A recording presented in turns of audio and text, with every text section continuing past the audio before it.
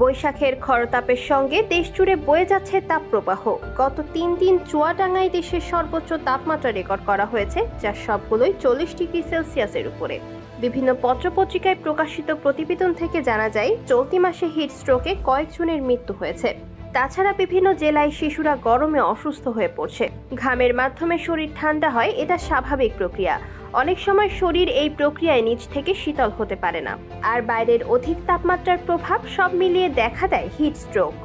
A&M ইউনিভার্সিটির family মেডিসিনের clinical সহযোগী অধ্যাপক গ্যাব্রিয়েল নিলের বলেন, বাইরের উচ্চ তাপমাত্রা ও আর্দ্রতার কারণে যখন ব্যক্তির দেহের তাপমাত্রা বৃদ্ধি পেয়ে প্রায় 40 ডিগ্রি সেলসিয়াসের বেশি হয়ে যায় আর ঘাম ও নিঃশ্বাসের মাধ্যমে নিজেকে ঠান্ডা করতে পারে না, তখন হিট স্ট্রোক দেখা দেয়। এর ফলে রোগীর হৃদগতি বাড়ে, শ্বাস নিতে সমস্যা হয়, ক্লান্তি ভাব, বমি ভাব, পেশিতে টান ও ঝিঝি ধরা ইত্যাদি বৃদ্ধি পায়।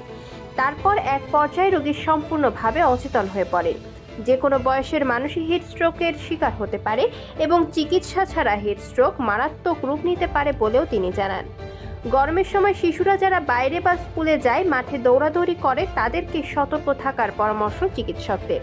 হালকা পাতলা খোলামেলা পোশাক পরা, বেশি বেশি পানি পান করা ও বাইরে গেলে ছাতা ব্যবহার করার তাগিদ দেওয়া হয়েছে।